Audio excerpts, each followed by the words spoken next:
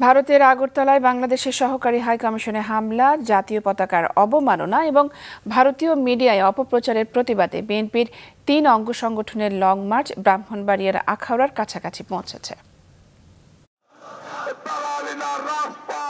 দলীয় পতাকা উড়িয়ে ঢাকা থেকে ব্রাহ্মণবাড়িয়ার আখাউড়ায় ভারত সীমান্ত অভিমুখে এই লং মার্চ বিএনপির ৩ সহযোগী সংগঠন যুবদল, স্বেচ্ছাসেবক দল ও ছাত্র দলের। ভারতের আগরতলায় বাংলাদেশের সহকারী হাইকমিশনে হামলা, জাতীয় পতাকার অবমাননা সহ বাংলাদেশের বিরুদ্ধে অপপ্রচার ও ষড়যন্ত্রের প্রতিবাদে এই লং মার্চ। লং মার্চটি সকাল ৯টায় নয়াপল্টন বিএনপির কেন্দ্রীয় কার্যালয় থেকে শুরু হয়ে সাইনবোর্ড, চিটাগাং রোড, কাঁচপুর, মাধবদী, পাঁচদোনা হয়ে দুপুর ১টার দিকে ভৈরবে পৌঁছায়। পুরো পথেই ছিল নেতাকর্মীদের সরব উপস্থিতি।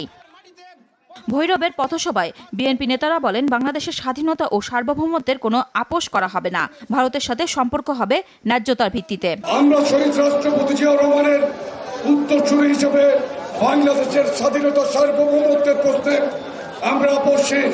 বাংলাদেশের শত্রু যেখানে রয় সেই রাষ্ট্র বাংলাদেশের বন্ধু হতে পারে না। সেজন্য আসুন ঐক্যবদ্ধভাবে ভারতের এই আগ্রাসন থেকে প্রিয় মাতৃভূমিকে রক্ষা করি। ভৈরবের পথসভা শেষে আখাউড়ায় ভারত সীমান্তের দিকে লং মার্চ আবারও যাত্রা করে। এর আগে লং মার্চের শুরুতে সংক্ষিপ্ত সমাবেশে বিএনপির সিনিয়র যুগ্ম মহাসচিব রুহুল কবির রিজভী বলেন, বাংলাদেশ স্বাধীন হয়েছে দিল্লির কাছে দাসত্ব করতে নয়।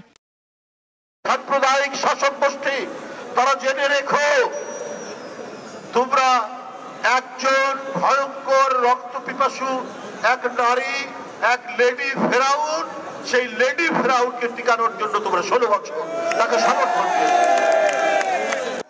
ভারত তার আশেপাশের দেশে গণতন্ত্র চায় না বলেও মন্তব্য করেন রিজভী। নুরুন নাহার উইলি, মাছরাঙা সংবাদ, ঢাকা।